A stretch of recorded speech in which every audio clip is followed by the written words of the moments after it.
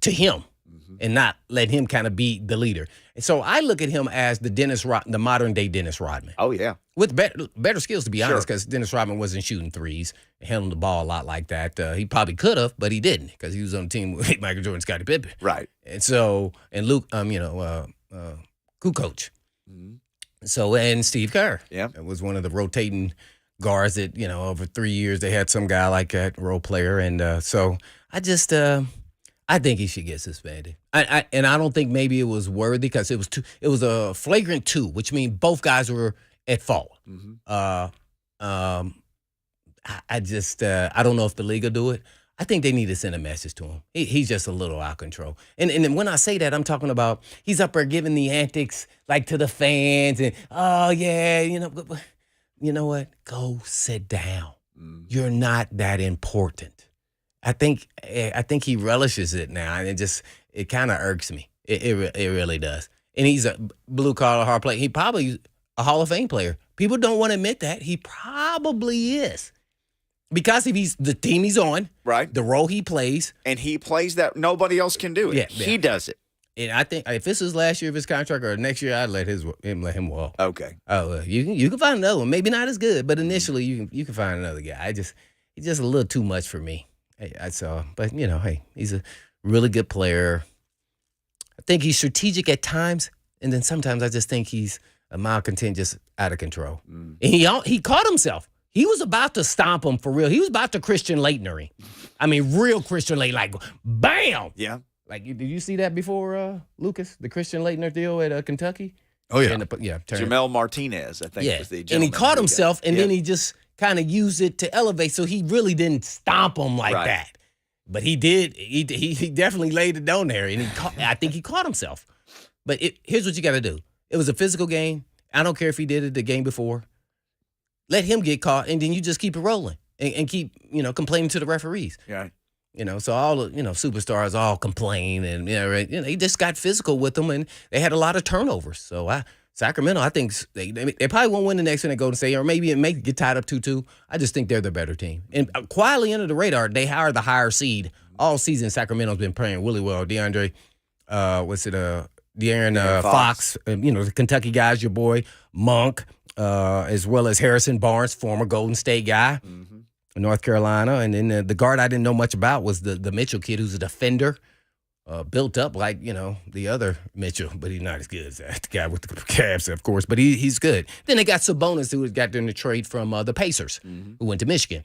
So they got some dudes, man, and so they finished, I think, second, I think so. So they had a really good season, and with Mike Brown, who in his second stint now as a head coach, I remember Cleveland, he might have been somewhere else, but he was an assistant at Golden State for a long time, so he understands how to stop them as well as he runs something similar offense. So it's like a track meet when you watch them, so very entertaining. Oh, though. yeah. Very much so. They can go 7 shots in a row and miss and then hit, 10 in a row and be like, whoa, yay. And the crowd is lit at Sacramento. And I didn't even notice. They said it was 17 years since they've been in the playoffs. Yeah. I was like, dang, that was whoever on the team there? Glady Divac? Somebody, I think it was a little sooner than that. But I was just like, wow. So those fans were hungry and they're loud. So, wish them best of luck. But, yeah, I want them to – see, I get to this point every time in NBA. I did this with the Bulls. You're tired of them. Yeah, I want to see a transition to another. I know a lot of people don't think like that, but they've won 4 and they've been in 5 or 6. They lost to the Cavs, so I know that's at least 5. So it's time to turn out. Yeah, I think Klay Thompson's contract is up, maybe. So I think the run is over. This was a tough year for him. A lot of injuries up and down. Even Curry, who's elite, was having trouble with getting the ball stolen and looked fatigued. He just looked like he's wearing down. He needs more load management. Yeah, well, he probably needs a better supporting cast now where he's at. I mean, because they need to be young and upcoming. They got some guys on there. They got the Poole kid. I mean, they got some guys, so they just need to lead them, kind of let them lead a little bit more now and hand the torch over a little bit. But, yeah, they got Gary Payton's son, who was a good defender, hustle, shoot the open 3 guy. And then they got Wiggins, who's back, his personal life was just horrendous there. That was a tough sled there, man. I don't know, boy, that would hurt deep if you don't know. Best friend. Yeah. may be his baby daddy. Like, huh? Yeah. What? I had to look this up. I said, people spreading rumors. Let me Google. I hope Google not lying to me, because I was like, what? Because he was out for a long time, and they kept saying personal. So what do you mean personal? What happened? I thought it was a death in the family, so I just wanted to see.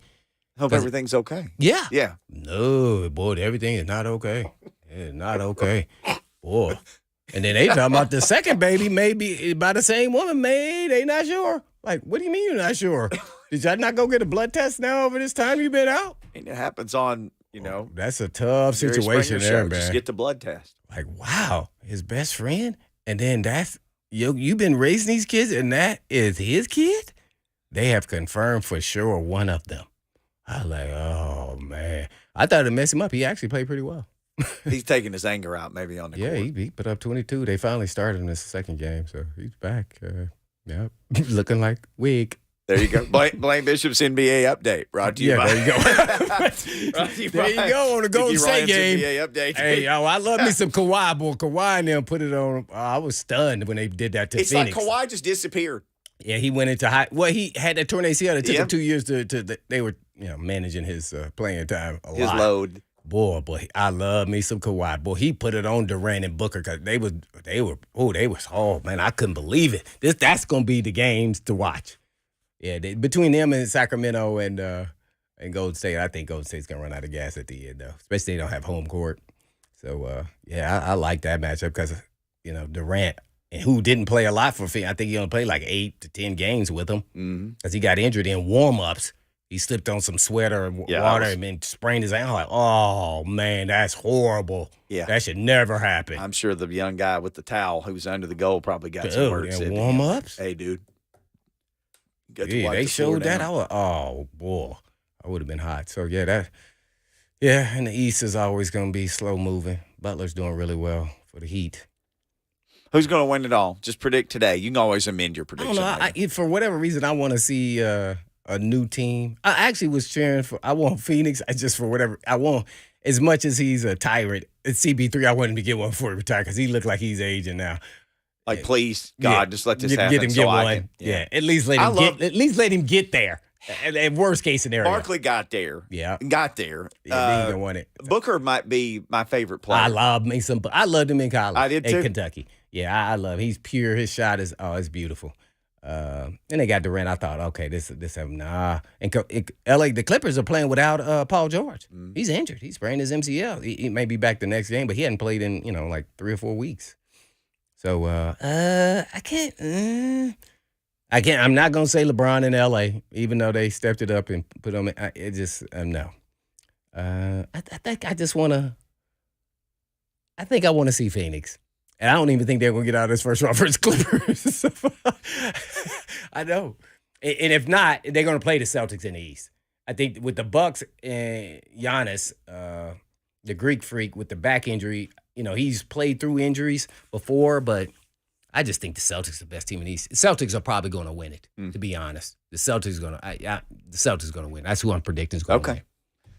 Well, that may have caught your attention. What else caught your attention? On Tuesday in the first segment, Coach Mack joins us in hour number 2. Maybe it was the step by Draymond. Maybe it was the DeMar Hamlin news. If you haven't heard that, we'll share that next. Maybe it was a yelling Adam Schefter who has all these quarterback thoughts. These are all things we can get to. Oh, yeah. He's got talking about a guy, how many quarterbacks going in the top 4 picks? Schefter doesn't think maybe 1 to 1 and 1 to 4, maybe, but nobody in between. Oh, yeah, we can play it. It's Schefter. So somewhat you believe he knows what he's talking about. But he's 80% right. He's the guy. But it is the what? You coined the phrase. Maybe somebody's lying to Schefter. Oh, man, I know. I hate that happened. The double negative led to I don't know. That follows along with the Texans. Talking about they not going to draft a quarterback. Are y'all going to just tank this season, get a defensive guy, and then get Caleb or Drake May from North Carolina? Okay. See? Let's get into that next because let's talk. You named the 2 names. Let's talk about that next. And what caught our attention, you can hit us in the Zone TV chat with yours, and you can call us on the Mark Spain Real Estate Hotline, 615-737-1045. What you talking about, Willis?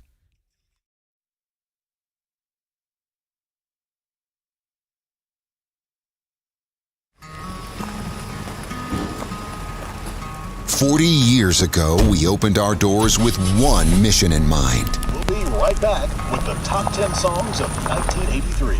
to sell quality American-made vehicles at a fair price. You have arrived.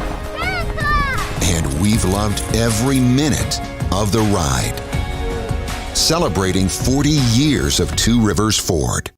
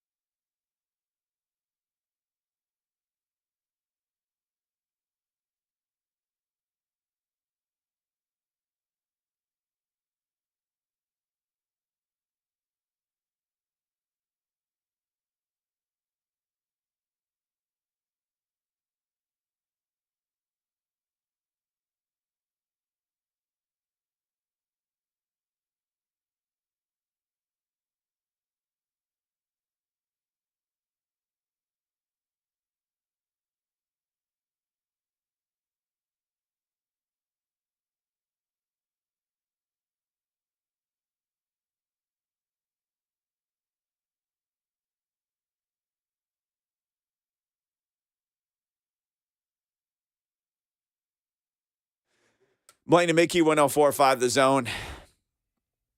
I've been learning this song. I got to play. I have two shows on Saturday. Two shows. You in two play- different you states. playing?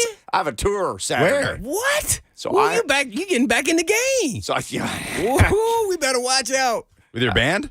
Yeah, that's what he's talking about. I got two shows. He tried to throw that little layup lob. I had to there, learn there. this song for one And then of he them. tried Ricky, to, don't he's lose trying that to number. Mickey stomp had to on my learn chest Ricky. like Draymond Green.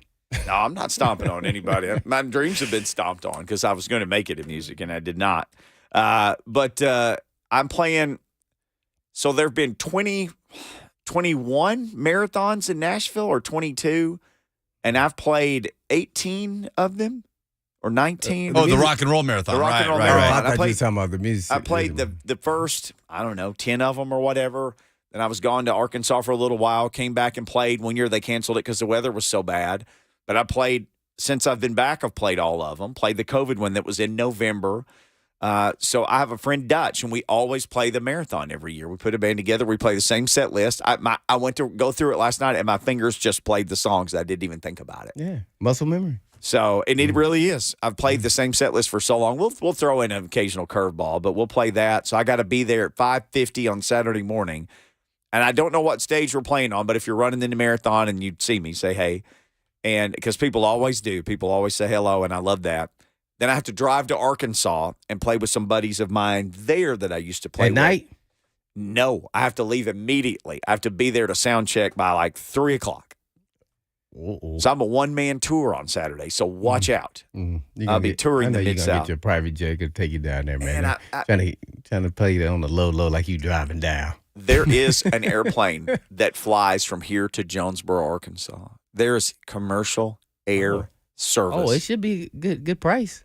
Well, that's a good price. Yeah. It's cheaper to do that than to drive it. But when you are in this thing, Oh, it's one of those small propel. Uh-oh. it is tiny. It has propellers. Do you get nervous up there? Well, here's the thing. When God's ready to harvest my soul, I'm cool with that. Like, however I'm supposed to go, I'm going to Yeah. go. But just the air sickness aspect, because when you're in a tiny plane and the It wind moves it blows, like, yeah. you go, woo, woo, up and you down. go, yeah, you just wave, yeah. So the dying part doesn't scare me. It's just how sick I'm going to get in the hour or whatever, 45 minutes it takes to get there. But it's cheap and easy. You don't even have to go to the big airport. It's the little airport on the other side, like where the Predators leave from. Oh man, I'll probably be thinking about that. Teeny tiny plane. Teeny tiny. I know, I've been on one. They sit you based on weight.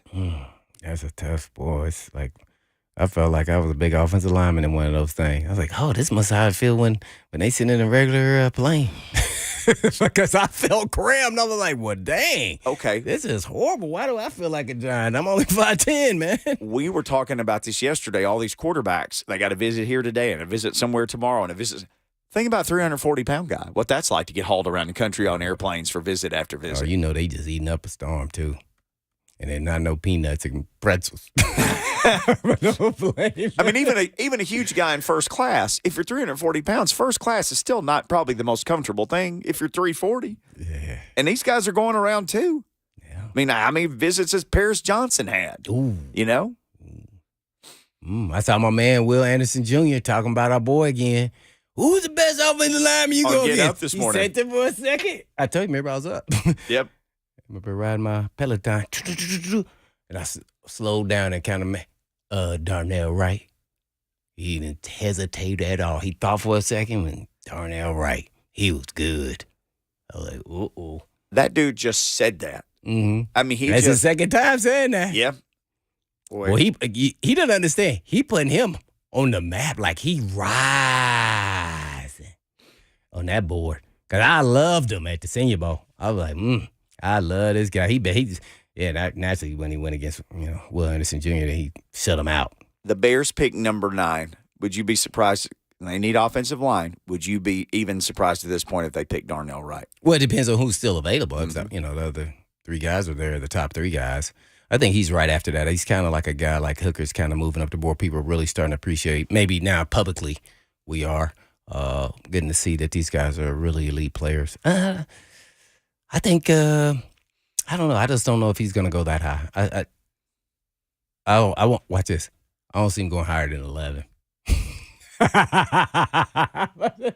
What if the Titans get to 11, Skoronski's gone, Paris Johnson is gone, and they said, he's the best tackle. We want the best tackle. Let's just take him. We'll bump somebody else to guard.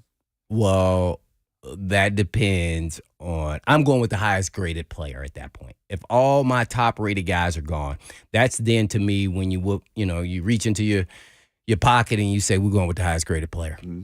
So that could be anybody. But yeah, you guys are going to laugh at me because I didn't even know you were going to ask me this question. My favorite players in this draft that I like, personally, I'm just going to name them. And I don't know what round, but it's mostly first, second round, probably these guys. And naturally, I'm going to start with the DBs. I love Weatherspoon.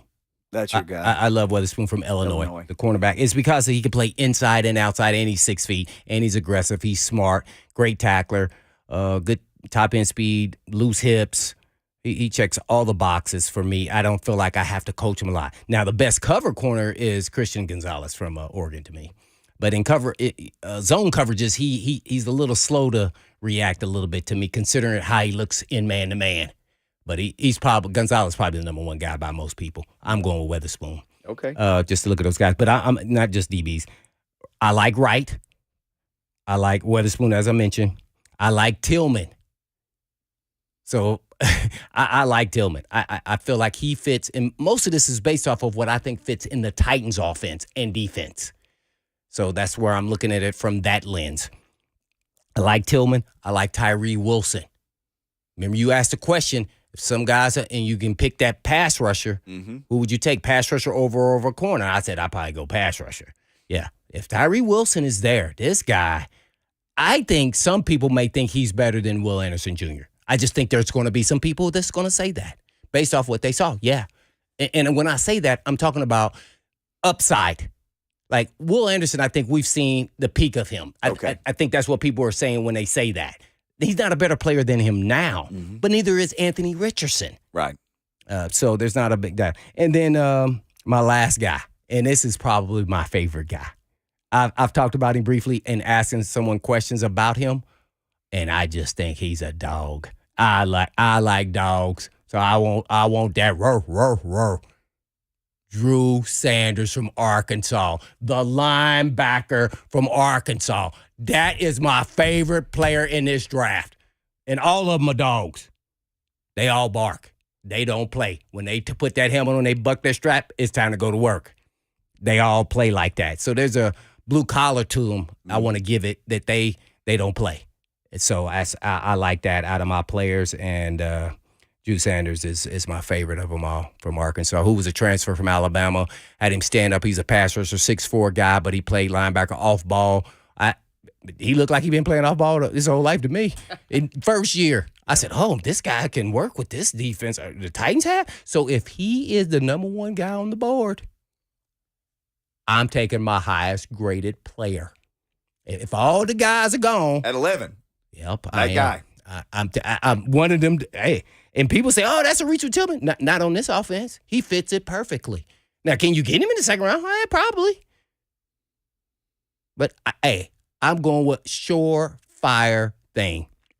Unless they're going to trade up and take a risk on a quarterback. Okay. So those are my top five guys that I just like their DNA about how they go about their business and their upside and potential in the National Football League. And I think their game translates to the NFL the easiest too. So, when I say Gonzalez is probably the best cover, and that makes it 6, he reminds me of Patrick Surtain. That's who he looks like. He's that corner, that's a shut-down corner on that side. He's kind of like that. Leave me alone. I got my guy. But there's a finesse to him that when that running back come around the corner like King Henry. King Henry. King James would be a heck of a load. King James, he'd be a heck of a running back, wouldn't he? King Henry, he gonna pull the smart row. I'm going for the shoestrings. Witherspoon, he gonna try him. I want that guy that's going, I don't mess around. He may come in there diving at knees, but he will try to light you up like a light bulb. I want fearless players. Not, they pay me to cover. I've heard that numerous times. Hey, man, they pay me to cover, man. They pay you to go hit them dudes. Hey, man. So that's why I like all versatile players. But Gonzalez, he's a cover guy, wizard, shutdown guy. But I like Spoon better. Just it's about preference. Okay, I'm going to tell you because this is what caught our attention. Again, you can join us Zone TV chat online. So Blaine's top players that caught his attention. We'll get Lucas Panzica in a minute. Last night I had a TV on, and I took You didn't know I was going to say this. You No. took a picture? No, What did it say? Any of my guys on there? but it caught my attention, and I took a picture of it. Lance Zierlein's top 10 draft grades. None of my guys are on there. Oh, no. Oh, maybe 2 or 3. So Jalen Carter's number 1, no surprise. Will Anderson's number 2. Bijan Robinson, who's everybody's got him in their top 3 or so. Doesn't have a quarterback until 4, Bryce Young. Then Tyree Wilson. Oh, That's Tyree. his 5th highest graded guy. Skoronski, number 6. Christian Gonzalez, like you said, he's the consensus number 1 corner by most people. He's number 7. Number 8 is Drew Sanders. Oh! And if you look where people are mocking him, it's like 22, 25, 27, Man, 28. He is a joy to watch. I mean, he's up there. I call it the scoop tackle. When I say scoop, he's lifting them up and scooping them. He puts them in the ground like a shovel. He scooped them, and then he dumps them. I call it the scoop tackle. Scoop, dump. And I'm like, woo, that is hard to do. And he was doing it in the SEC like it was nothing. And playing in space. That's what I was shocked. Dude, 6'4". Yeah. And guess what? On passing down, they say, he's not a cover guy because he covers. He's good. He's solid. Put him at pass rusher because that's what his natural instincts are. Oh, that fits right on in with Verba. Now we got 2 for 1. We get 2 things out of him. We only have to take 1 player. And he can do it. Oh, go watch him because they definitely use him like that at Arkansas. What's his size? He's 6'4", 6'5". Probably, he probably now is only like 245, so he could be outside 3-4 guy. So he's essentially like my size, you're saying. He and I about the 3-4 part. Man, I like this dude, man. Man, I was like, man, why is nobody talking about him? And then you just tell me about this guy. I said, he's this dude. I know he's first round. I didn't look at any of these dudes just from watching all the different guys. Yeah, like nobody's going to say Tillman's a first-round guy. I just like what I see and fit with the Titans. I said this is more from a Titans lens, what fits what they do on offense and defense. That's why I chose these guys. Thought they fit. C.J. Stroud was his number 9. His number 10 player is Jalen Hyatt. Oh, okay. That was his top 10. And people want graded. speed, Hyatt's the guy. But guess what? What I said in this about all these players, I said it's easy to see that what their game is that translates to the pro. There's still a part of Hyatt's game that I'm not sure if it will translate. It probably will, but I've never seen someone challenge him and bump and run. Mm-hmm. And he's light. He's kind of lighting what I'm going to call is behind. So how would that fare when somebody get them hands on him? Because they will get their hands on him. Ain't nobody running free like a bird like he was doing. And he was freelancing. Shoot, I think Lucas could have got open a couple of them times. Maybe not deep, but he could have definitely got open for a slant. Yeah. So, yeah. So that's the only thing. And so then I want to see when he's challenged. That's not to say he's going to be the better player. He could be better than Tillman. I can see Tillman, he's physical. He can run routes, great hands, got them big clown Mickey Mouse hands. Tough, combat catcher as Coach Mac talks about. Good route runner, faster than you think. All that, and then people say, "Oh, he's an X." I think he could play X, Y, or Z, and that's why I like him in this offense. And probably use him outside mostly, but yeah, I like it. Lucas Panzica, what caught your attention? I will add this: Damar Hamlin fully cleared. He's on the field with the Bills today for off-season activities. Oh, Damar yeah, Hamlin. So a huge, unbelievable thing that's going story. on. Yeah. That was something. They said he went to 3 different doctors or something. And the consensus was he's okay. He can go. So he's fully cleared football activities with the Bills. Damar Hamlin. That definitely caught my attention. I'm nervous. I'm not a doctor. I think he should sit out of here. I have no nothing to base that off of. I don't. I don't. I just want to side on the air of caution here. Let's be sure 100%. Obviously, the doctor say, okay. The doctor told me I should go. I was A-okay with my shoulder, and now I need a reconstructive shoulder surgery. So did he tell me the truth or not? I had 3 different doctors. Oh, you be fine. Yeah, you all right. Shoot, man, my shoulder's killing me. Yep, see? Lucas, We talking about somebody's heart. yeah. This ain't got nothing to do with no shoulder. That guy died on the field. And No, well, he came back alive. Yeah. They brought him back. Unbelievable. Eric said that was the scariest thing I've ever seen on TV that night, for sure. I think all of us are in that bucket. Think about this, guys. During COVID, the NFL never didn't play a game during COVID. Everybody else said we're not going to play, or we'll play 6 games or 8 or 3 or 5 or 1 or whatever. Think about that. That was so awful, so horrific. Those guys just went home. Yeah, well, I applaud both of those head I do coaches. too. That's yeah, it. McDermott. Yeah, Yeah. they were both coaches. Taylor, they were right on point. Nah, this is different here. My guys over here crying. They saw something that's horrific. That we and there's no go into the locker room and sit down here and wait a little while and come back out. We're done. They called the league bluff on that. No, and the league did the right thing. I think we're gonna be done. That was a televised game. Yeah. Was that Monday night? Or Prime Thursday time, night? yeah, It was Monday night. Night Football. Yeah, because I was sitting there watching. And a critically important game. Oh, I was so fired up to watch that game. It was January 2nd, man. It was right down to the wire. Oh, Them yeah. and the Bengals, like, bring this on. Are you kidding me? Ooh. Oh, man. I got goosebumps thinking about it. Eric said I was boo-hooing. I think everybody might have been boo-hooing that night. I'm just glad that dude's okay. Lucas got something for us. Well, yeah. I mean, this is a lot of attention getting stuff. Lane, What so have you got serious. to throw in the pile here? I watched a lot of spring football over the weekend. Ooh. Obviously, the Tennessee orange and white game. Watched a good bit of Georgia spring game. And Texas had one of the more intriguing spring games in college football on Saturday. Quinn Ewers is the starter there. Yeah, Ewers, yeah. Steve Sarkisian basically locked that in after spring practice, as expected.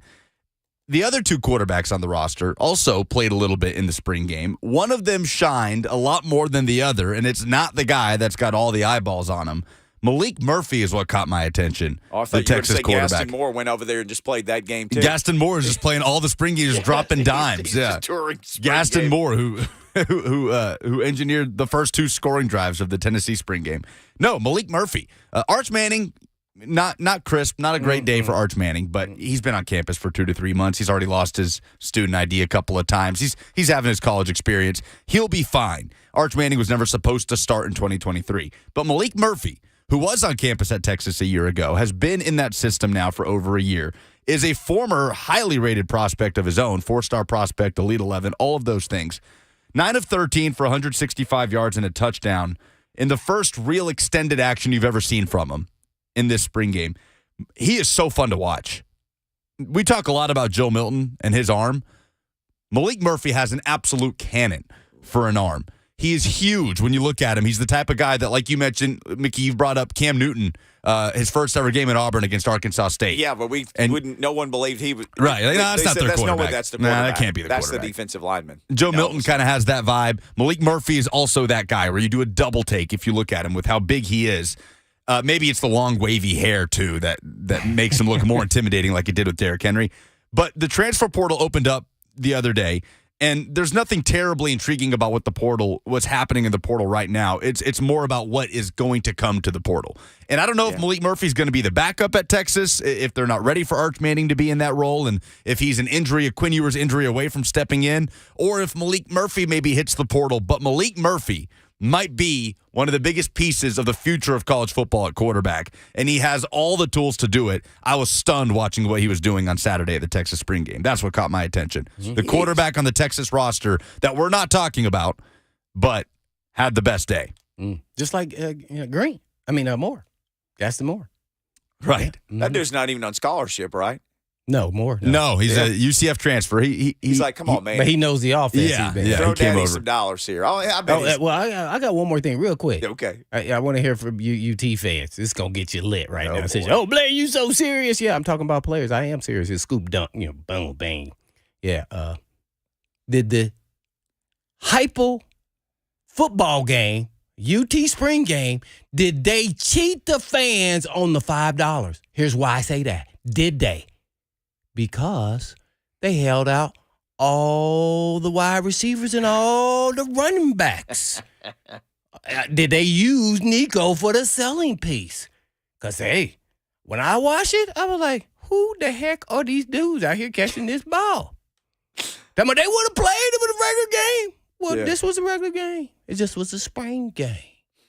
They cheat the fans out of the entertainment you want to see, 14-13, whatever they were low scoring. Boy, I want to see some points. Well, it was 30. They were putting up 30 like it was nothing during the regular season. Dude, they threw Nico out there, Blaine. Here's your $5 I was like, worth the of defense Nico. looked really good.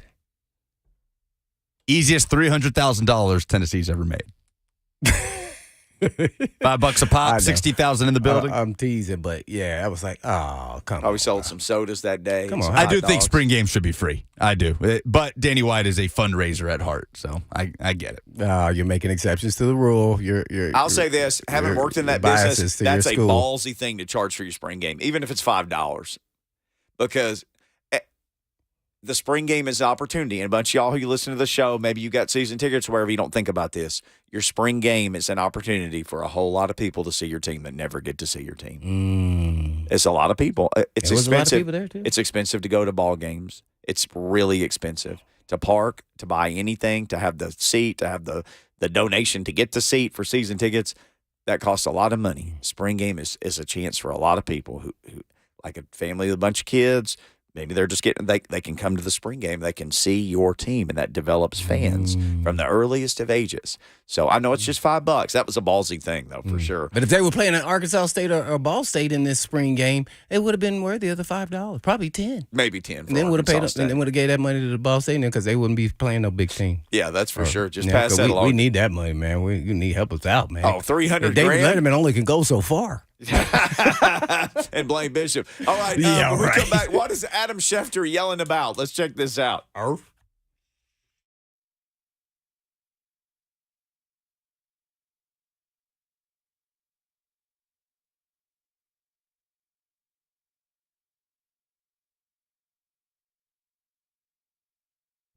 Hey, it's Kayla Anderson from 104.5 The Zone's morning show. Ramon, Kayla, and Will, and I am a proud participant in this year's Visionaries of the Year campaign for the Leukemia and Lymphoma Society, and I have a special friend with me now. Olivia, you are battling this as we speak, and I know that treatments, they're not easy, right? And Dare to Dream, that's a campaign that is pushing for safer treatments for younger people just like you. How old are you? 10 years old, and it's not easy going through this. Can you talk about what it's been like? It's been just really hard with all the needles, treatment, medicine, all that. Yeah, and this is something that you are going to win. You're going to win this battle, but we need all the help we can get to get the education out there. Our Dare to Dream campaign for, again, safer use in some of the things that are being done with the treatment. So Olivia, we always appreciate your time and we are proud of you. You are going to continue this fight, and you can always donate. Every dollar counts. Just click on that QR code at the top of Zone TV, or you can just visit the Zone's website at 1045thezone.com.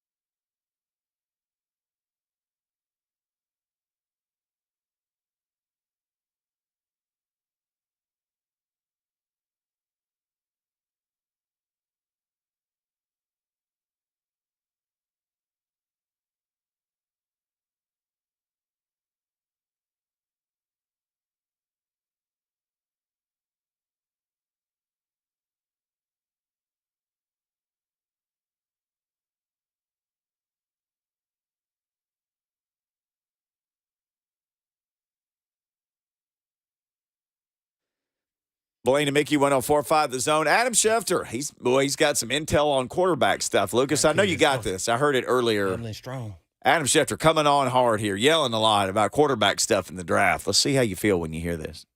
Listen, we think that Anthony Richardson is a fascinating prospect, but so is this entire prospect. Dan, you mentioned the run on quarterbacks, but let me ask everybody this. What if the run on quarterbacks gets a little bit delayed? What if it's a little bit later to start than people thought? We've been hearing about quarterbacks going 1, 2, 3, 4. That's not going to happen, I don't believe, in this draft. And what would happen if and when we've seen Carolina make the move up right away for a quarterback at 1, but we haven't seen anybody trade up to 2 when Houston's open to listening. We haven't seen anybody trade up to number 3 because you know what? I think Indianapolis thinks there's a real chance right now that they could sit right where they are at 4 and get potentially the second quarterback in this draft. There's a chance we might not see a quarterback go at 2 or even 3, and there might not be a team that trades up because the value in that isn't what we thought it would be. So Indianapolis may be sitting there with its pick in the litter, Anthony Richardson or Will Levis or C.J. Stroud. That could happen. That's a possibility right now. I'll bet you $10 Stroud might be there at at a 4. very nice steakhouse that two quarterbacks go in the first 4 picks. There's no question about it. I bet you $10. This is what I'll say. Hold on, Dan. What kind of odds? What kind of odds you give me on there? Because that's obvious. Everybody's expecting that, right? I'll give you 10 to 1 odds, Shefty. Done. 10 to 1. 10 to 1. 10 to 1 on $10. Here's my done. thing. Here's my. These teams right now That's a seem willing to wait. They seem willing to wait, and I don't think we're going to see a quarterback go at 2. And I think all the teams that were talking about trading up to 3 know that. And so they could sit back and wait. And so this great quarterback rush that we've all been expecting might start a little bit later than we all thought. I'm just telling you. He's fired up. He was yelling a lot. So you ready to buy no QB at 2 to the Texans, no QB at 3? I mean, obviously the Cardinals don't need one, but Texans, he's all in on no Texans taking a quarterback. If you're the Titans in, do you have to go to 3? So you can get anybody, but, well, I guess the thought is now that Bryce Young's going to go number 1. So you go get Stroud or Richardson or Levis. Well, I mean, I don't know what to believe, but the Texans have been saying that they're not going to draft a quarterback. Yep. Now, that makes you think, okay, if they're not drafting a quarterback, if that is real, and they came out with it, so I'm like, is that believable? They could go with the best defensive player and then say, you know what, we're not going to be really good anyway. Let's see how this plays out with Mills, and then we'll keep developing, and then we'll go the next year and get Drake May or Caleb Williams. I like Caleb Williams. I haven't watched as much of Drake May, but I know he's a really good player. Those are the top 2. It could be some other quarterbacks coming into the fold as well. And then they'll have, their choice then maybe, been a top 3 pick again. I don't know if you can kind of predict out that way, but if their scouting department thinks that those other players are graded out higher, and I would potentially say really only pass rushers would be going, which would be Will Anderson Jr., which a lot of people are saying is who the Texans like, as well as people are really high on my man Tyree Wilson, and there's some other guys too as well. So, the D tackle from Georgia. So, yeah.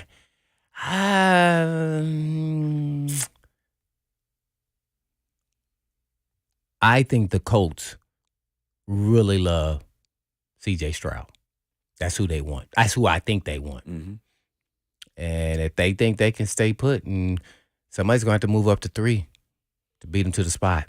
And they're gonna wait and see if somebody does it. And if not, then they lose out, and then maybe they'll take the other guy, or maybe they just wait out. Who's on the Colts roster at quarterback? Do we even know?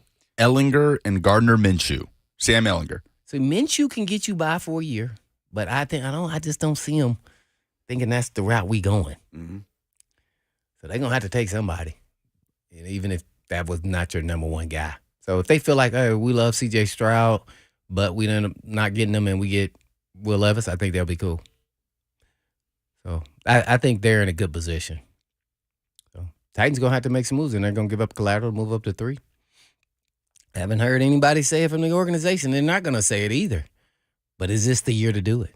Or do you just ride it out one more year with Tannehill and all you Malik Willis believers? Hey, I believe one thing, that he is a real good guy. Great guy.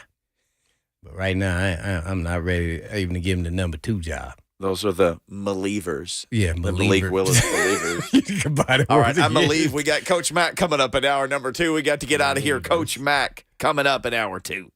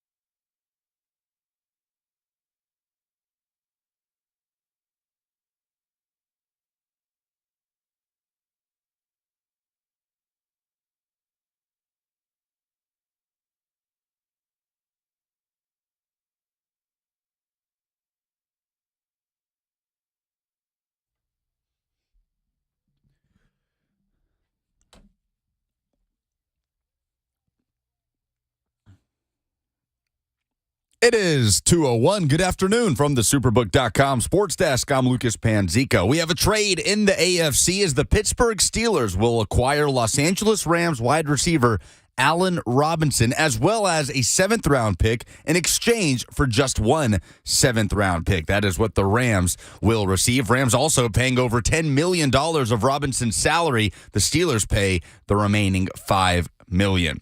Tonight, some college baseball action as Tennessee takes on Tennessee Tech. Vols trying to bounce back from a sweep at Arkansas, losing in Fayetteville. They are at Lindsey Nelson Stadium with a 5:30 first pitch. And Vanderbilt hosting Indiana State tonight at 6. Tennessee and Vandy will go head-to-head in a series this weekend in Knoxville. Major League Baseball, the Braves looking for their 8th straight win tonight against the San Diego Padres, going again at 8:40. For all your foundation repair and waterproofing needs, visit USSTN.com. Breaking news at once on your home for the Titans and Vols. This is 104.5 The Zone.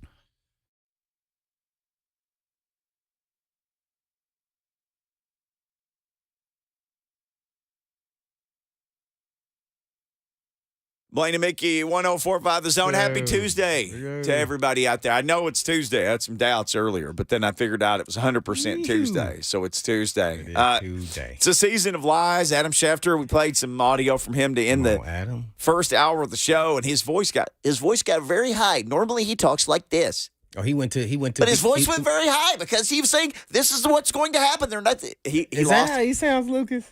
This is what Adam Schefter sounds like normally. Oh, when I he thought talks. you meant high, like when I get excited. Nah, not that. No, he's a little nasally. Oh, is he? Okay. But Dan Orlovsky challenging him on it definitely lit a fire, it seemed. Oh. And Dan basically challenged him on what he said was happening. Somebody will go at 1, then the Colts had the opportunity at 4. It just won't be a quarterback taking at 2 or 3. That was the gist of this that occurred on the ESPN airways. And Orlovsky's like, I bet there's 2 quarterbacks taking from 1 to 4. And he's like, yes, that's what I'm saying. And then he just went at it some more. Now, he went out on a limb, so he must be fairly confident, like 85% confident or more. Because you know they're going to come back to this. Because that's a bold statement there that, basically, what is he saying? Like 1 quarterback's going to go in the top 3? 4? 1 in the top 3, leaving the Colts the opportunity to jump in and do what they want to. I think what he is railing against is a lot of people say it's going to be like 1, 2, 3, 4 quarterbacks. And he's saying that's not what he's hearing at all. Which would mean if you want the second quarterback in the draft that you got to get to number 3, then you need to get on the phone with the Arizona Cardinals and just say, okay, what's it going to take? It boils down to him saying the Texans ain't taking a QB at 2, right? Boy, basically, yes. Yeah, the same thing Blaine said, but that's what you keep hearing. Yeah. And Caserio said they're open for business. There was one mock draft that had the Titans trading to number 2. We know that's not going to happen. They're not going to open the trade market to, somebody in their own division. They can give a gold mine, but like down the road. If you're the Texans, though, you have pick 2 and pick 12. Oh, wow. You got pick 2 and pick 12. And we were talking about this earlier with them. And that makes sense, though, because Will Anderson or whoever won't be there at 12. Nope. Yeah. But let's just say what you said as we ended the first hour. What if they like May or they like Caleb Williams? What if they really like those guys and they say, okay, we're not going to get Bryce Young and we don't think any of those other guys are those guys. Let's put the best team we can on the field this year, and let's get one of those guys next year because we have those guys rated ahead of anybody but, who we can't get at number 1 this year because we were picking at number 2. So if we don't believe in C.J. Stroud, if we don't believe in Richardson, if we don't believe in Levis, let's don't take any of those guys. Let's take the best available defensive player at 2, and then maybe let's see what happens at 12. What if Will Levis was sitting there at 12? Some people think he's not even going to go in the first round. What if you just loved Hendon Hooker?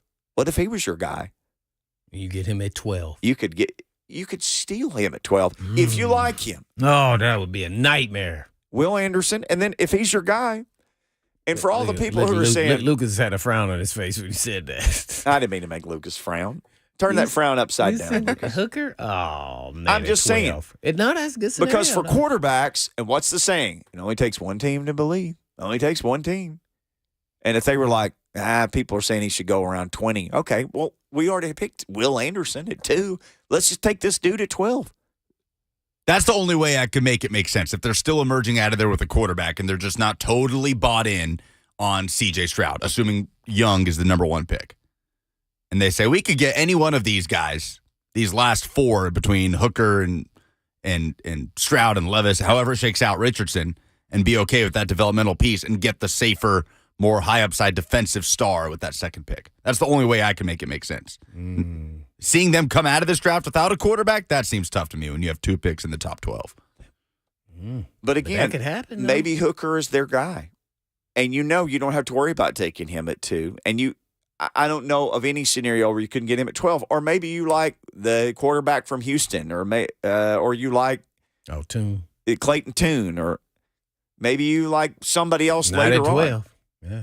And maybe you like one of those dudes. I mean, Davis Mills wasn't a first-round talent. Now, granted, he had a better first year than he did a second year. He regressed, but their whole team regressed. It was just a train load of dumpsters wrecking on fire most of the season. That's a tough call, but I could see. I just don't know who to believe in at this point. From the GM from the Texans to Adam Schefter. What if he's putting this out here because Arizona wants him to press somebody because they're not getting the offers they want for number 3, the 3rd pick? Say this, man, because we don't think it's going like this. They don't say this. They tell him this. Mm-hmm. This is how we got our board set up. And I think most people believe that's how it's going to be. Then Schefter go call like 2 or 3 other people. They go, yeah, that's how we see it. Then you don't know if it's real or not. Because I'm going to come back to this. If they go 1, 2, 3, 4, You're making notes. Yeah, I'm taking notes because is he out there evaluating or is he basing his decision? And this is where Lucas can help us off of what he's been told. Like, is this a personal opinion or is this what he's been told? And he acted as though this is what he's been told. This sounds like what he's been told. Yeah, I don't think the reaction would be as strong if he did not have this from someone. But what's the most effective? It's Lion season, right? So what's the most effective way to get something out there that can shape the way the draft falls in the first round? To get it to the man with the biggest audience of any NFL reporter. And some people, this is why some people, I'm not going to mention names, don't like Adam Schefter. Because he's the voice of not reason, but the mouthpiece for whoever. Like that was my argument. Does it not make so much more sense for somebody to put that in Schefter's ear with the hope that it will influence certain things in the draft, as opposed to someone just telling Schefter what they're going to do? One makes way more sense than the other. Yeah, I think what you said. Yeah. But hey, that's what it is. By nature, I am a curious guy. Always have been, always will be. So just because somebody said it on TV doesn't mean that it's actually going to happen. And in this case, or whatever, it could be news. It doesn't have to be sports. You got to go do your own homework and research and make your own opinion. And people don't have time to do that. They just want to hear what's going to happen. So that's why, half the things happen and they wonder why in this world. This draft, though, is so many wild cards. It's the wildest of wild cards. Yeah, I like it. I'm super excited because I have no idea. This is one of the times I'm this lost. I don't even know what position the Titans are going to draft. I really don't. I think it's offensive lineman, but I don't know. They could come up and be like, hey, man, all those 3 guys are gone. We're taking the highest guy on the board. Oh, Tyree Wilson was here at 11. Oh, no, we moved up to 8 and took him. I don't know. Or they may go, your man, JSN, who I just think is okay. 11 is high for me. Vrabel's the Ohio State guy, though, Blaine. He's been watching him. He knows him. Well, that's what y'all can buy in that all y'all want to. He looking over here and y'all looking over there because, man, I don't know, man. 11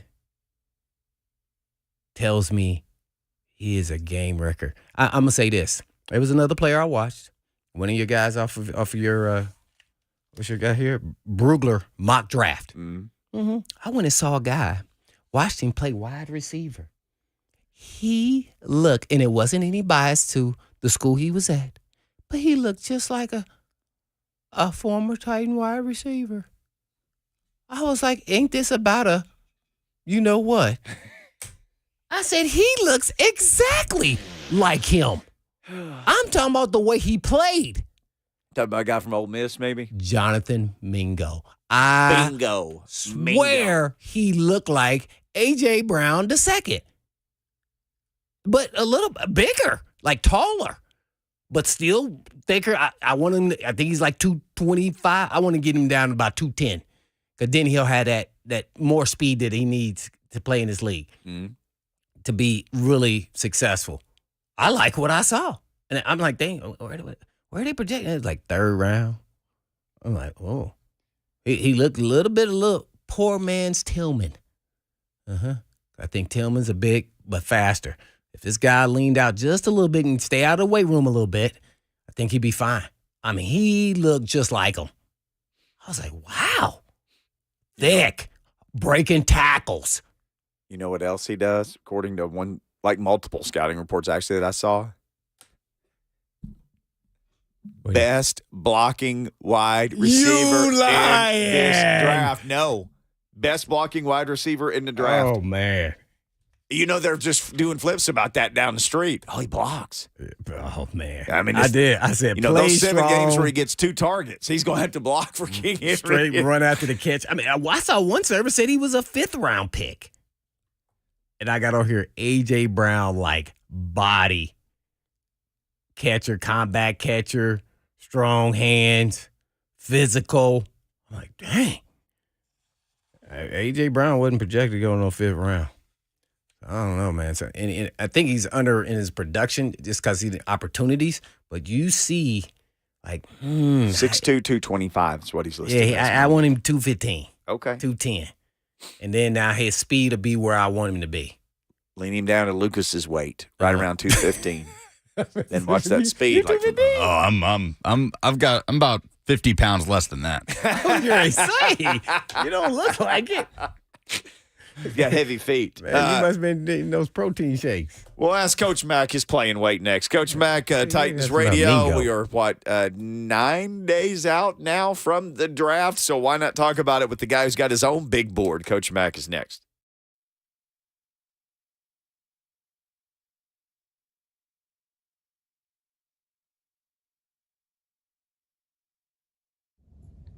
Hey, it's Kayla Anderson from 104.5, The Zone's morning show. Ramon, Kayla, and Will, and I am a proud participant in this year's Visionaries of the Year campaign for the Leukemia and Lymphoma Society, and it is my privilege to be sitting here with Olivia. She is going through this battle right now at 10 years old. I know it has not been easy for you. You've been going through treatments and continue to. Why is it so very important for people to donate? So we can get easier treatment options, and it will help the research of leukemia and lymphoma. Yeah, and this is such a strong young lady, and every little bit will help. Like she said, the Dare to Dream campaign for safer treatments. This is not a disease that discriminates. It hits all ages. We've seen athletes that are dealing with that right now as we speak, but Olivia right here, she's going to win this battle, and we are here to help. So you can easily donate. Every dollar counts. Just click on that QR code at the top of Zone TV. You can just also go to 1045thezone.com.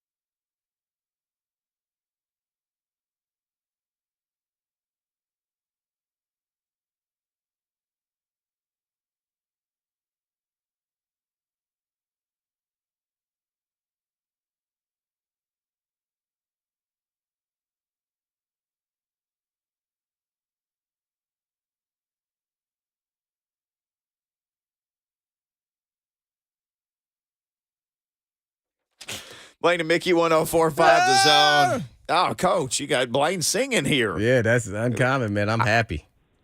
Hey, Coach, it's the draft season of lies. We're like 9 days out. Blaine is just excited beyond belief here. You and Rhett Bryan been building and stacking your board all this time. Yeah, man. What time y'all start up, man, for the draft day, man? On draft day, what time y'all got to be over there getting ready? Well, I mean, it doesn't come on until 7 o'clock. Oh, so you got to be there at 5. we've got stuff pretty well lined up. The main thing is Brad Willis and Philip Noel and those guys. They've got to get the place set up over there at 6th and Peabody. But by the time that day comes, we've got our thing pretty well stacked. I'll start next week calling some people that I know that knows what's going on. Before that, I don't talk to very many people because look. First of all, teams aren't going to tell you what they're doing. Mm-hmm. There's no reason for them to. And then, I mean, you guys are on top of all of this, but there's so much out there right now. And, you've got a lot of these pundits on television that are just, they have to have talking points and they're trying to get clicks. And so they're going to start saying some things that are, may be true, maybe not true. The only reason you would ever have to believe them is if they said something that wasn't true, they got fired. But that's not what happened. So, hey, where are teams right now? I know there's guys still making visits, but inside team headquarters right now, where are they with boards being completed and everybody being stacked and placed and evaluations being finished? Where are we now with all that stuff? Well, it depends on which board you're talking about. Their front board, they've pretty much got that thing at least where they want it. Their secondary board, that they're probably still rereading reports on some guys, and then they've got a backboard that is everybody. I mean, it's probably over 300 people in total of everybody that they've looked at, and so the 3 different boards, and then plus their priority free agent board. That's something that they'll start to look at. Of course, there's no way of really knowing that until the draft unfolds as to who's going to be out there. But, I mean, you get pretty educated guesses and you start putting that board together a little bit, and then you update that as the draft starts to unfold. So there's nothing set in stone yet. There really isn't, except I think, probably the Carolina's got a pretty good idea who they want to take. And after that, guys, it's hang on and saddle up because it's a rodeo, because all of a sudden now it starts and you've got to react to what is going on. But they'll start into their mock drafts some, and their mock drafts isn't like they just start picking, 1 through 32. They'll say, okay, this team needs these many players. Let's put a pod up here. Let's look at the pod of players here at each position. Where do you think they go? Okay, say they go here. These are the guys that would be moving down. Now here it comes to us. Here's the pod. If this happens in this situation, here's our bullpen that we're going to look at. How do we see this? So you can go through various of those exercises, but until it starts, guys, you still have got to be able to react during the time that it starts. And the part that I always loved about being in the draft room when that started was then that's when the phone calls really start working, and you start working the phones, because there are a lot of deals made on the phones, and there are a lot of deals that are proposed on the phones that sometimes, never come to fruition. That's the fun part of the draft. The real work is putting all this stuff together. But, and as I say, it's not an exact science, guys. It's not an exact science. So, and guys that are making these picks and, their jobs depend on it. Guys that are making statements right now, their jobs don't depend on it. Adam. Coach Mack, our Tuesdays depend on him, and we all depend on Farm Bureau health plans. Better rates, better coverage, better service. That's why Tennesseans have been relying on Farm Bureau health plans for their health coverage for over 75 years, and they bring us the Mack Attack every Tuesday. No doubt about it, from Titans Radio. I don't know if we got a chance. What were your thoughts in seeing Big Jeff get the big deal, man, and to develop to see where he's gotten to and then where he continues to go. I don't know if I never felt like, getting the money makes you have to play better than you are, but you want to continue to develop into the best player you can be. So how about any comments about Big Jeff? Yeah, well, first of all, let's start out, let you and I talk a minute about the realities of the locker room. Mm-hmm. When a guy gets a big contract, if he's earned it, everybody is for it. Mm-hmm. And he's earned it. I mean, he has earned it. Look, I was in on the evaluation, the drafting of Aaron Donald, and watched him earn the biggest contract yet for interior defensive linemen. I was here when Big Jeff was drafted and was here through all of the stuff that he's gone through to get to where he is. But once he worked his way back from that ACL and got on the field, he has done nothing but earn it. And he has earned that salary, and he's earned that. And so to me, I'd never, ever, ever begrudge a professional football player that earns their salary and that, that it has taken and then performs to the point as to where they've earned the salary. Now, what it does, know this, Blaine, what it does, people knew who he was anyway, but now as soon as they get ready to play him, and on Wednesday when you put up everybody's picture of the opponents and you start going through them, he's a target. All right, he's a target because when you get that kind of money, then you're going to be a guy that people say we must handle him. I saw it happen with Aaron Donald. You have to surround him with people that can help him, because what's going to happen now, and there's various ways that you can double team an interior player, whether it's true double team, whether it's sliding the line, whatever it is, you need to be surrounded by enough other players that make a difference that now you're going to afford other players one-on-ones. They have to win them. They have to win their one-on-one. So, it's something it's a huge team game breaking down into every component of defense, but especially along that defensive front. If they've got a dog that they are going to focus on, you need some more dogs to be able to help take up the slack. And then when they slip up and start saying, well, we've got to help over here, then he's got to win every one-on-one that he's on, which mostly he will do. And so I'm very happy for him, but he's the genuine article. He has earned it. He's earned it, and to me, major props, and I always love to see players be rewarded that have earned it. No doubt. Well said. Well, with Coach Mack giving us the Mack attack, we saw another gentleman not with the Titans get paid, and that is Jalen Hurts there at quarterback for the Eagles. But I wanted to ask you a question. After seeing where his money is, and then Burrow and Herbert and all these other guys haven't even got paid yet, how does it affect how you're going to construct your team? Seeing where these quarterback contracts are going, we're talking about now $51 million. And you got to know it's going to go up even more. 53, 55. I don't know where Burrows may go. So I have no clue. So kind of take us. Does it change how you're constructing your teams, or you quickly adjust and say, maybe we draft a quarterback, a franchise quarterback, or a quarterback that can be a starter sooner than later, so you don't have to? I mean, just kind of give us your viewpoint on the money now that they're making. Does that make you adjust your strategy as an organization? Well, franchise quarterbacks are few and far between. Right. If you really are being honest about it. But guys that have proven that they are, and you just mentioned, a couple that are coming up that are. I mean, Joe Burrow is a franchise quarterback, so he will be paid accordingly. So with knowing that that's coming up, what you need to be able to do is be able to draft that, because that's the most economical way to do it, is be able to draft and develop around him, because at a certain amount of time when his contract comes into being that it's going to take up a pretty good chunk of what your salary cap is. Now, if you don't have one, but if you've got a functional quarterback, then the other method is to be able to get somebody that is a functioning quarterback that's not at the top tier money wise, but is a functioning quarterback in the National Football League that does enough things to help you win, but doesn't do very many things to get you beat. That's very, very important. And then try to get players built around him while he's still on that first 4-year contract that you bring him in on, if it's a draft pick. So look, you're never drafting a quarterback in the first round that you don't think is going to help you. I mean, you just don't. All right. Now, what you need to do is to be able to understand that when you draft one, there's going to be a certain amount of development time that it takes, but while you're developing that quarterback, and hopefully as he's progressing and maturing into that position, he's still helping you win games, but you put enough people around him as to where it's not all on him, so that the time that comes as to when he's able to take a load on him and you are having to pay him, then you're pretty well set up. All right, Coach, we're about to go through the gauntlet here. And I'm going to just kind of stick with one position group here. Got like 1, 2, 3, 4, 5 guys here at cornerback.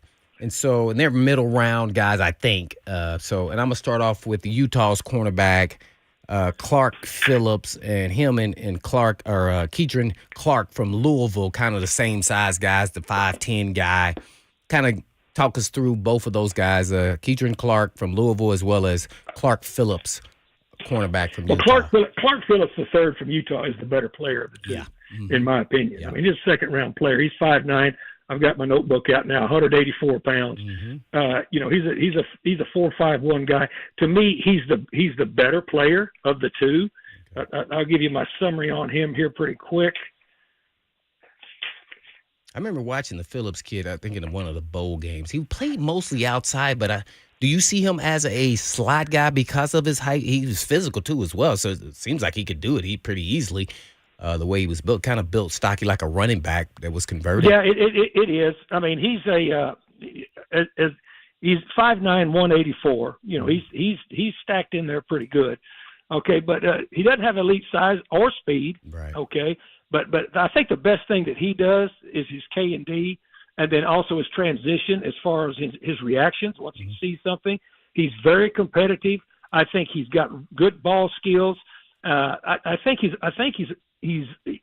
can play nickel. Yeah, and I think he can play nickel. But I also see him taking some outside reps also. But as a nickelback, I see him being a very, very competitive dude. You know, and as I say, I have him quite a bit better as far as just where I think he will fall in the draft order than the kid at Louisville. The kid at Louisville is Keatrell Clark. He's a fourth-year senior. He's 5'10", 181. He's a 4.42 guy. Okay, and then when you look at his game, the difference to me in his game is, first of all, he's not quite as physical. Okay, because I think the last player that we just talked about is a fairly physical football player for his size. But Clark there at Louisville, here's what I've got written on him. He's got below average length, okay? And as I said, his play strength is not at all like Clark Phillips III that we talk about. But I think that he's fairly sticky in coverage. And to me, he is a slot guy, but his development in the slot, I think, will take longer than Clark Phillips III, just in my opinion. Okay. All right, and then now we'll just stay right there at the cornerbacks. Garrett Williams from Syracuse. You heard of him? Oh, yeah. Yeah, I think he's right in the middle of those two. 5'10", 192. I don't have an official time on him, Blaine. And so it's hard. It's hard for me to tell speed sometimes on film, if I'm being perfectly honest. You know, just because, and a lot of when you're grading cornerbacks, you've got to watch quite a lot of film because they're not involved in every play. Right. You know, so it takes a while to be able to get kind of, you know, I won't even talk about a player until I've looked at least 3 tapes on corners. It takes a little longer because they're not involved in every play, so you've got to search and find. And I don't like watching point of attack tapes because that takes you out of a flow game. All right, but to me, he's got a knee issue, Blaine. All right, he's got he's instinctive to me. He's very instinctive, and to me. This guy is a down-the-road guy. Let me see what I've got here on his left knee. October 22, he had a thigh bruise, followed by season-ending torn ACL left knee, October 2022. That's why he didn't run. Ooh, okay, got you. All right, now I'm going to go in your wheelhouse real quick. This is one of my favorite players, and I'm going to ask you a question about this too, because I have, like, favorite players that I like, and when I'm looking at them from the lens that I think they fit in Titans' scheme and system. Offense and defense. My favorite player, you tell me. He did the scoop and dump on somebody a couple times in the game, and I just look fascinated. Drew Sanders at linebacker. Kind of compare him to Toa, former UT and now Alabama. One guy, former Alabama, then went to Arkansas. Well, you know, Drew Sanders, when Drew Sanders was coming out, I mean, Drew Sanders, he was an outside rusher at Alabama. Right. Okay, he's an outside rusher. You're talking about a guy 6'0", 4'3", 235, ran a 4.64, and when you watch him, they did some more varied things with him there at Arkansas. He was kind of a guy that they put everywhere. To me, he doesn't have enough experience yet at that center guard triangle reading because they just moved him back as a stack backer.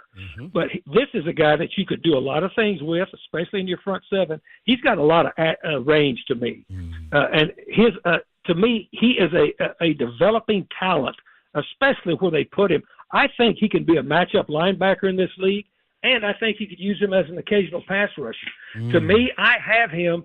Let me go to my horizontal. What about 3-4 outside linebacker? Well, yeah, he could do that. Oh, yeah, that's what I like. I have him. I have him as a probably, in my humble opinion, he is right at. He's either going to be in the bottom of the first round or right at the top of the second round. Now, here's what I was going to ask you, because when I said I look at players in the first round that I think fits the Titans, that's kind of why I like them. They fit the scheme, system, mentality, and everything else. Do you do a separate board just for the Titans? Like in your mind, like, oh, this guy look good he would fit what they do. No, do not. No, so you just do not. No, yeah, I just put them and I look at them. I look at them for the league because to me now, when I was in the draft room and I was making draft decisions, I absolutely did that. Yeah. I'm not making any decisions now. Yeah. I mean, I made decisions for my mortgage for 31 years. Yeah. Now I try to give an overall picture and try to give our listeners for 2 days some pretty good insight into what everybody's thinking, because really that's the way you have to look at it, because even whether he would be good for the Titans or not, a lot of your picks, and of course most of them, especially if you're at 11 and then you're at that position throughout a draft, depend on what goes on in front of you. So you need to have an idea about how the rest of the league sees them. Oh, yeah, no, I didn't mean it like that. I meant just separately after you do that, do you kind of look at the lens of the Titans? We're on with Coach Mack giving us the Mack Attack. Hey, Coach, the whole time you've been talking, there have been videos of Kalijah Kancey of Pittsburgh, and I remember one time you took this defensive lineman from Pittsburgh for the Rams. He turned out to be pretty good. People said he was a little undersized, and it didn't matter. He was still really good. Who that? This Kalijah Kancey, maybe he's a little bit undersized. Well, what do you think about that, dude? Because his video has just been amazing to watch here for this whole segment. Well, first of all, and God bless him, Aaron was the 13th pick, okay? He was the 13th pick. And people were passing on him clear down to number 13, because of his height. I mean, it'll be in my book, but we had a pretty good. there was, our defensive line coach Mike Waffle, who, to me, he and Jim Washburn are the two best I have ever been around in my coaching career, by identifying players and knowing what would fit with what about what Blaine just talks about. That's what coaches do in these drafts. Talk about guys that can fit what we do. Mike Waffle was on the table, and then, when they had him ranked not clear at the top of it, well, he went in his office and sat during the draft and was stewing because he figured we're going to lose him, as far as it kept going down. Well, when it got to 13, Fish went, go get Waffle, and I've never seen a grown man run into a draft room so fast. Now, Kalijah Kancey, first of all, is going to be compared to Aaron Donald for a lot of reasons. First of all, his height. And plus, he's playing at Pittsburgh, right? When you look at him, he's got incredible jump-through quickness, incredible quickness. He's not as strong as Aaron Donald. That's what separated Aaron Donald really, really quick when we finally got to see him in person and you finally got to find out who he was. Aaron Donald has got he's got Marvel character strength. It's just amazing. And plus, he is a tireless worker on technique. People that don't know Aaron Donald think that he just gets it because he just puts his hand in the ground and takes off. He works tirelessly on a lot of the finite points of technique of playing three technique in the National Football League. And he gets, since his second year, he's gotten so many double teams and so many people slid line. He's learned. He's worked tirelessly in the off season. I've watched his workouts with his hands, just with small get off keys, anything. But his strength is what he has. Kalijah Kancey has got the quickness. He will be a three technique in this league, but he's also going to have to develop more strength. Okay, because it just takes a stronger player down there to play. But here's what he does have. He's got strength, and then they're both the same in this, in my opinion. They're both relentless players to the ball. There is no stop and look with them. They never stop and look. So Elijah Cansey. I think Aaron Donald, having paved the way for him, could be a blessing and a curse because people will say, well, he's the next Aaron Donald, where there aren't many next Aaron Donalds. But he's really set himself up to be able to, he will be taken, to me, within the first part of the draft. And when I say first part of the draft, I'm talking about the first 2 days. But to say that he's Aaron Donald, that's not fair to him at all. Coach Mack, fantastic stuff as always. Always appreciate the time. We'll get to talk one more time before the draft, so looking forward to that already. Thank you, sir. Have a fantastic evening. Guys, always a pleasure talking ball with you as we get ready for the draft. You guys supply us, our listeners, with some good stuff to chew on. See you. Yes, sir. The one and only Coach Mack. When we come back, Titans have signed a linebacker. Of course, they announced it yesterday, 2 minutes after we left the air. Let's get into that a little bit. Do they need more help? Do they need Blaine's guy at linebacker? Let's get into that next. Or outside backer.